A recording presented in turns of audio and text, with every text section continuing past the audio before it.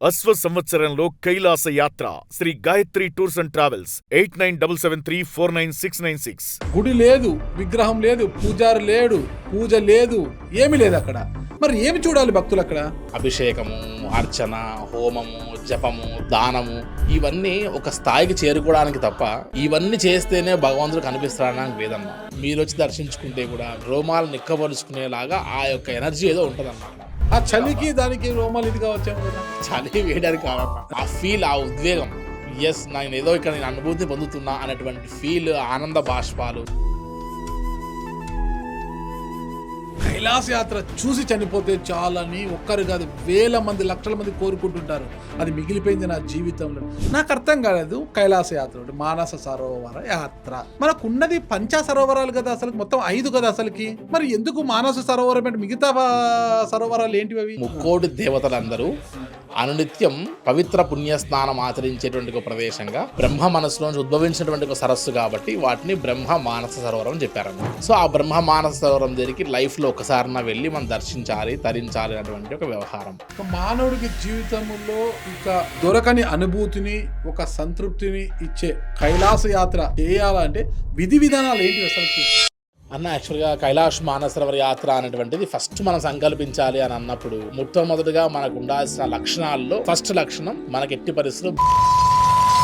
నేను ఒకటి విన్నాను, ఏది 72 గంటల్లోనే without passport, without visa Kailash యాత్ర చేయిస్తామనేదో ఒక స్టేట్మెంట్ ఉన్నట్టుగా, అవునా? ఎస్ అన్న, యాక్చువల్గా కైలాష్ మానసరోవర యాత్రకి 70 దాటితే కైలాష్ యాత్రకు అనుమతించే వాళ్ళు కాదు.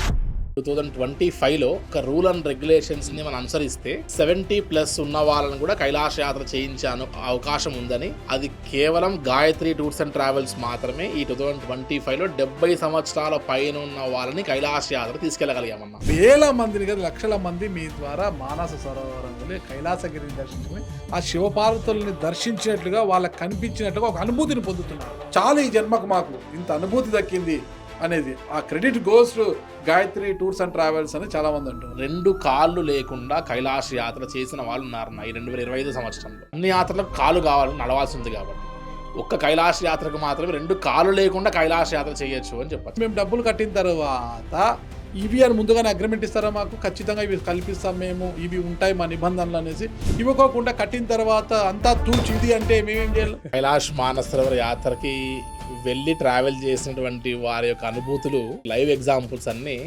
ఒక్కసారి యూట్యూబ్లోకి వెళ్ళి గాయత్రి టూర్స్ అండ్ ట్రావెల్స్ అని కొట్టంగానే ఎంతోమంది యొక్క ఎక్స్ప్రెషన్స్, అంటే వాళ్ళని మనం అడిగి మీరు ఇక్కడ చెప్పండి అని చెప్పేటువంటిది కాదు కాబట్టి వారి యొక్క ఎక్స్పీరియన్సెస్ చూస్తేనే, ఆ గూగుల్ రివ్యూస్లో వెళ్ళి Gayatri tours and travels Kailasa యాత్ర సర్వీస్ ఎట్లా ఉందో వాటిని చూస్తేనే ఆటోమేటిక్గా అర్థమైపోతుంది. కాబట్టి కైలాస యాత్ర చేసే ప్రతిసారి ఆధ్యాత్మికవేత్తలు, ప్రవచనకర్తలు, పీఠాధిపతులు ఎక్కువగా వస్తుంటారు. ప్రతిసారి ట్రిప్పులో కూడా వీళ్ళు ఉంటారు. 2019లో గాయత్రి టూర్స్ అండ్ ట్రావెల్స్లో స్వామివారి యాత్ర సాగిందన్న.